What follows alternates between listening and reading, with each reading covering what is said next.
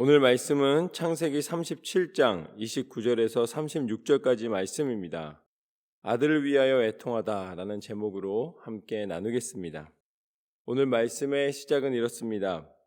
르우벤이 돌아와 구덩이에 이르러 본즉 거기 요셉이 없는지라 옷을 찢고 아우들에게로 되돌아와서 이르되 아이가 없도다 나는 어디로 갈까. 르우벤이 한 장면을 보게 되는 것이죠. 그것은 무엇이냐면 비어있는 구덩이였습니다. 이 구덩이 속에는 물이 없었고 그래서 형들이 자기들을 위해서 무언가를 준비해온 요셉을 보자마자 이제 미워하는 마음에 이 요셉을 빠뜨려 놓은 곳이었습니다. 요셉을 그곳에 빠뜨린 이유는 굉장히 분명합니다. 왜냐하면 아버지가 요셉을 너무 사랑했기 때문에 자신의 죽은 아내였던 이 라헬을 생각할 때마다 그가 낳은 이 요셉이 얼마나 그 라헬을 기억나게 하고 누구보다도 사랑하는 마음을 갖게 했는지 이 아버지는 이 요셉을 참 사랑했습니다. 그렇기 때문에 이 형들이 요셉에 대한 미움으로 요셉이 자신들을 위해 왔음에도 불구하고 구덩이에 넣어버린 거예요. 그랬는데 르우벤이 이야기를 합니다. 우리가 이 아이를 죽여서 뭐하냐. 그냥 저기서 좀 고생하게 내버렸다가 이제 나중에 돌아갈 때 데리고 가자. 그런데 르우벤이 잠깐 자리를 떠난 사이에 어떤 일이 벌어지냐면 이 구덩이 곁에 애굽을 향하여 가던 상인들이 있었어요.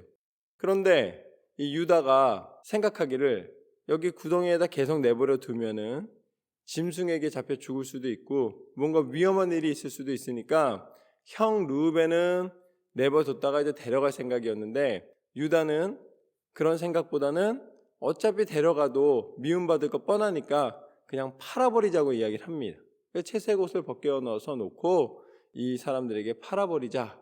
근데 형제들이 다 그거를 갖다가 동의를 해요. 그래서 그러니까 르우벤이 돌아왔을 때 구덩이를 보니까 어떻게 됐어요?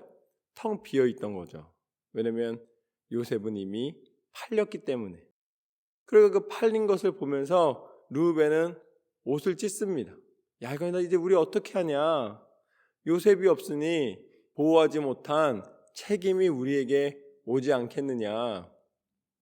왜 그럴까요? 르우벤이 갑자기 착해졌어요, 그렇죠? 얼마 전만 해도 아버지를 모욕하는 행동을 서슴지 않았던 이 르우벤입니다. 이 아버지의 그 아내였던 빌하를 취할 정도로 아버지에 대하여서 굉장히 큰 이 적개심이 느껴질 정도의 행동을 서슴지 않았던 사람인데 지금은 옷을 찢으면서 내가 이 아이를 데려가지 않으면은 이 아버지의 슬픔에 대하여서 내가 어떻게 책임을 질 수 있을까라고 슬퍼하고 있는 모습을 보게 되는 것이죠. 여러분, 가족은요, 미워하다가도 결국은 옷을 찢을 정도로 그 마음을 다시 새기게 하는 것이 가족입니다. 저는 르우벤이 아들이기 때문에 그 당시에 아버지에 대한 미움으로 그런 행동을 했다 할지라도 어떻게 보면 정욕으로 그런 일을 했다 할지라도 다시 또 그래도 맏아들로서 자기의 의무를 자기가 해야 할 일을 다시 한번 상기할 수 있는 마음이 있었다고 이 장면에서 보여지는 거예요. 만약에 그 전의 모습대로만 본다면 하나님은 르우벤을 12지파를 이루는 거에서 빼버리는 게 맞을 것 같아요. 그의 윤리의식과 그의 어떤 마음밭을 봤을 때는 이 12지파를 이룰 만한 자격이 안 된다라고 하실 것 같아요. 그런데 하나님이 그래도 르우벤 지파를 이 르우벤을 통하여서 세우시는 이유는 르우벤 안에 그래도 여전히 하나님께서 보실 만한 선한 마음이 남아 있었다는 것을 보여주고 계십니다. 이거 어떻게 해야 되냐라고 이야기를 하는 것이죠. 31절 말씀에 보면 그들이 요셉의 옷을 가져다가 숫 염소를 죽여 그 옷을 피에 적시고 그의 채색 옷을 보내어 그의 아버지에게로 가지고 가서 이르기를 우리가 이것을 발견하였으니 아버지 아들의 옷인가 보소서 하매.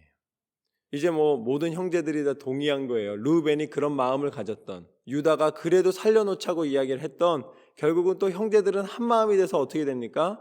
요셉만 사랑받았던 것에 대한 미움을 결론짓는 장면입니다. 요셉은 팔렸으니 다시 찾으러 가자 이런 말 안 해요. 야, 이제 어쩔 수 없다. 그나마 채색 옷이 있으니까 여기다 피를 묻혀서 아버지한테 가져다 드리면 아버지가 알아서 해석할 것이다. 이런 계산이 다 있고 아버지한테 보여드리게 됩니다.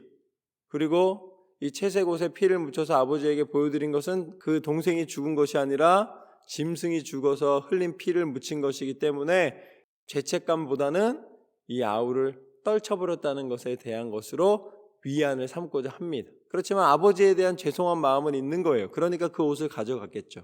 그랬더니 그 다음 장면을 보면 33절 말씀에 보면 아버지가 그것을 알아보고 이르되 내 아들의 옷이라 악한 짐승이 그를 잡아먹었도다. 요셉이 분명 찢겼도다 하고 자기 옷을 찢고 굵은 배로 허리를 묶고 오래도록 그의 아들을 위하여 애통하니 그의 모든 자녀가 위로하되 그가 그 위로를 받지 아니하여 이르되 내가 슬퍼하며 수월로 내려가 아들에게로 가리라 하고 그의 아버지가 그를 위하여 울었더라. 야곱은 요셉을 잃은 슬픔에 잠겨 있게 됩니다. 애통하는 마음과 또한 굵은 배로 허리를 묶고 오랫동안 그 슬픔에 잠겨 있던 것은 야곱이 요셉을 사랑하는 그 마음을 볼 수가 있는 것입니다. 아무리 많은 자녀가 있다 할지라도 한 자녀 한 자녀가 다 소중한 것이죠. 차라리 내가 그 아들을 대신하여서 그 아들과 함께 스올로 간다 할지라도 내가 함께 죽는다 할지라도 내가 서슴지 않고 그 일을 행할 텐데 이미 그런 처참한 죽음을 당하게 되었으니 내가 어찌 편안히 살 수 있겠단 말인가 라고 슬퍼하는 모습을 보게 됩니다. 아들들은 위로하잖아요. 그래도 걱정하지 마십시오. 그래도 우리가 있지 않습니까? 또 하나님이 그 아들과도 함께 하지 않았겠습니까? 이렇게 위로를 하지만 그들은 어떻게 하고 있어요? 다 알고 있어요. 그런 모습이 바로 사람의 모습입니다. 그래서 다 알고 있으면서도 아버지한테 사실을 말하지 않고 자기들이 혼날까 봐, 그것도 그 미움에 대한 계획이 성취된 것 때문에 그냥 아버지를 위로하는 걸로 끝내고 있는 거예요. 그 모습이 누구의 모습입니까? 사람들의 모습이에요. 연약한 모습입니다. 그리고 그 속에서는 어떻게 보면은 거짓도 있고 또 허위도 있고 아버지의 슬픔도 있고 우리가 살아가는 인생 가운데 겪게 되는 많은 아픔들이 다 담겨 있어요. 그런데 그 상황에서 36절 말씀을 제가 읽겠습니다. 그 미디안 사람들은 그를 애굽에서 바로의 신하 친위대장 보디발에게 팔았더라. 할렐루야. 하나님은 그런 상황 속에서도 하나님의 뜻을 이루고 계신 줄로 믿습니다. 요셉이 어디로 갔어요? 친위대장 보디발에게 팔려갔습니다. 이 사건은 무엇으로 연결되는가? 결국은 요셉이 애굽의 총리가 되어 아버지와 형제들을 구원하는 하나님의 통로로 쓰임받는 그 시작점이 됩니다. 형들은 요셉을 팔았지만 하나님은 그 사건을 통하여서 오히려 야곱의 가족을 보호하시는 것을 이미 예비하시고 시작하고 계신 줄로 믿습니다. 이것이 바로 하나님의 섭리입니다. 인간들의 생각과 인간들의 연약함은 끊임없이 올라갔다 내려갔다 하는 거예요. 좋았다 싫었다 하는 것입니다. 감사했다 불평했다 하는 거예요. 그러나 하나님의 섭리는 멈추지 않으시는 줄로 믿습니다. 그 나중에 요셉이 고백하잖아요. 당신들이 나를 판 것이 아니라 하나님이 나를 인도하셨노라고. 그것이 바로 하나님의 능력입니다. 우리가 아무리 이 땅 가운데 살면서 슬픈 일을 당하고 고난을 당하고 애통할 일이 있다 할지라도 여전히 우리 가운데 희망이 있고 소망이 있는 이유는 하나님께서 우리를 위하여 예비하신 천국의 소망이 있기 때문인 줄로 믿습니다. 이 소망을 우리가 취할 수 있는 길을 허락하여 주셨습니다. 바로 예수 그리스도이십니다. 예수 그리스도를 통하여 우리의 모든 슬픔과 아픔은 다시 한번 하나님의 사랑의 통로를 깨닫게 하는 길이 되게 하셨고, 예수 그리스도의 십자가의 능력을 통하여서 우리에 대한 사랑을 확증하신 줄로 믿습니다. 그리고 부활하시사 참 생명의 구주가 되셔서 우리 가운데 하나님의 놀라운 구원을 완성하시고 허락하신 줄로 믿습니다. 이 소망 때문에 우리는 날마다 승리하는 것입니다. 오늘 요셉이 애굽에 팔려가는 이 사건을 통하여서 하나님께서 우리를 인도하시고 그 계획하신 가운데 날마다 강한 손으로 우리를 붙잡고 계심을 다시 한번 깨닫고 하나님을 바라보며 승리하는 저와 여러분의 삶이 되시기를 주님의 이름으로 축원합니다.